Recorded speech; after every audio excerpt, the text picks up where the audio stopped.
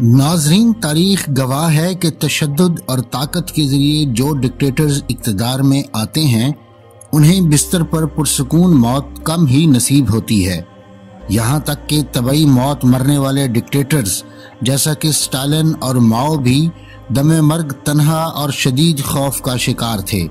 تشدد اور طاقت کے ذریعے اقتدار میں آنے والے ڈکٹیٹرز اپنے اقتدار کو قائم رکھنے کے لیے مزید تشدد کا راستہ اختیار کرتے ہوئے ہزاروں بلکہ لاکھوں بے گناہوں کی جان لے لیتے ہیں۔ اقتدار چھننے کے خوف میں مبتلا یہ حکمران انتہائی بد اعتمادی کا شکار رہتے ہیں، اور اسی وجہ سے یہ اپنے دوستوں اور قریبی ساتھیوں یہاں تک کہ بعض اوقات اپنے اہل خانہ کی جان لینے سے بھی دریغ نہیں کرتے۔ مگر کس کا عروج صدا رہا ہے، سو انتہائی طاقتور یہ حکمران بھی آخر زوال کا شکار ہوئے، مگر ان میں سے بعض کا یہ زوال اتنا دردناک تھا کہ جس کی مثال نہیں ملتی، اور یہ رہتی دنیا تک کے لیے عبرت کا نشان بن گیا۔ تجسس ٹی وی اپنے ناظرین کے لیے اس سیریز میں ایسے ہی ڈکٹیٹرز کی زندگی کے آخری لمحات کی دردناک تفصیلات پیش کر رہا ہے۔ گزشتہ قسط میں ہٹلر کی زندگی کے آخری لمحات کی تفصیلات پیش کی گئی تھیں، جبکہ آج کی اس ویڈیو میں پیش ہیں افغان صدر نجیب اللہ کی بے بسی اور پھر دردناک موت کی تفصیلات۔ ناظرین، سن 1978 میں ایک خونی بغاوت میں پہلے افغان صدر محمد داؤد خان کو ان کے اہل خانہ، بچوں اور پوتوں سمیت قتل کر دیا گیا۔ صدر داؤد کے قتل سے ملک میں خانہ جنگی اور بدامنی کا ایسا سلسلہ شروع ہوا جو آج بھی جاری ہے۔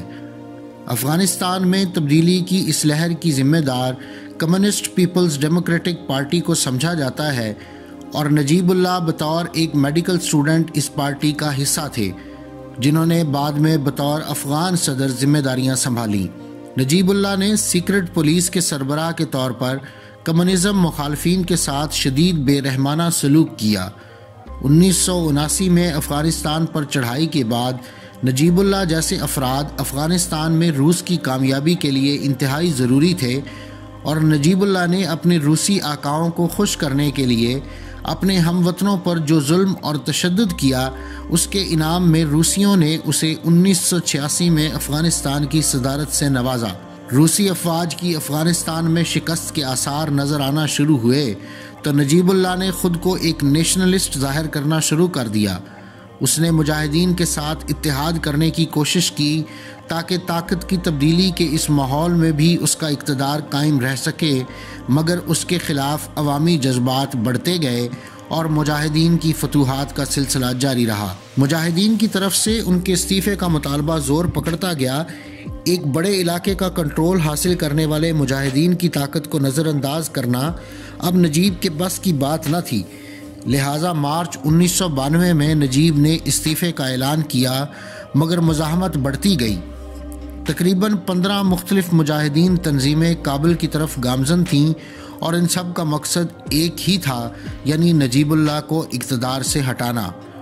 وہ نجیب کو نہ صرف سوویت یونین کی کٹ پتلی بلکہ ایک ایسا کمیونسٹ سمجھتے تھے جو خدا پر یقین نہیں رکھتا تھا، مگر ایک مکمل مذہبی مسلم ملک کا حکمران تھا۔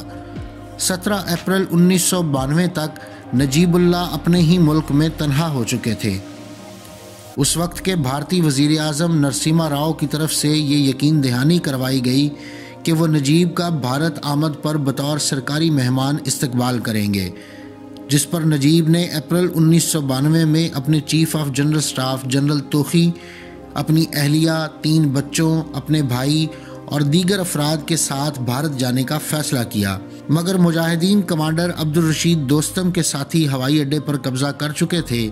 رن وے پر اگرچہ اقوام متحدہ کا طیارہ نجیب کے انتظار میں تھا، مگر اس تک پہنچنے میں ناکامی پر نجیب نے اقوام متحدہ کے دفتر میں پناہ لینے کا فیصلہ کیا، مگر حالات بدل چکے تھے، اور اب ان کی اپنی جماعت کے لیڈر جیسا کہ ان کے وزیر خارجہ عبدالوکیل اور ان کے آرمی چیف جنرل محمد نبی عظیمی اپنے سیاسی دفاع کے لیے نجیب کو مجاہدین فوجیوں کو بطور تحفہ دینا چاہتے تھے۔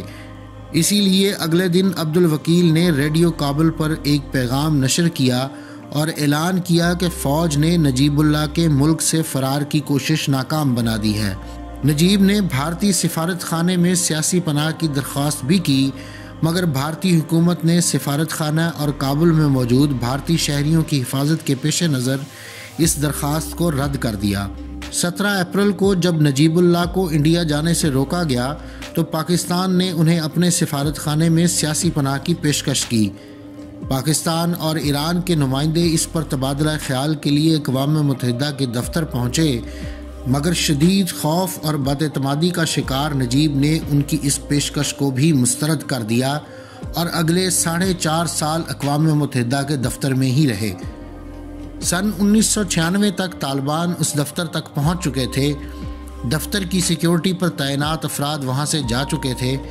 طالبان نے نجیب اللہ کو اس کے کمرے سے گھسیٹ کر باہر نکالا، بری طرح مار پیٹ کی گئی اور پھر سر میں گولی مار دی گئی۔ اس کی لاش کو پہلے کرین پر لٹکایا گیا مگر پھر ایک کھمبے سے لٹکا دیا گیا۔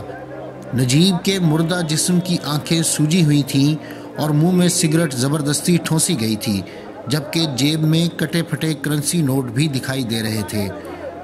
طالبان کو نجیب سے اس حد تک نفرت تھی کہ انہوں نے اس کی نماز جنازہ کی اجازت بھی نہیں دی اور نجیب اور ان کے بھائی کی لاشوں کو صوبہ پکتیا کے شہر گردیز منتقل کیا گیا، جہاں احمد زئی قبیلے کے لوگوں نے اسے دفن کر دیا۔ اگر آپ مختلف سائنسی، تاریخی اور علمی موضوعات پر سوچتے ہیں اور مزید جاننے کا تجسس رکھتے ہیں تو سبسکرائب کیجئے ہمارا چینل اور بیل آئیکن دبائیے تاکہ ان موضوعات پر تیار کی گئی ہماری ویڈیوز آپ کو فوری مل سکیں۔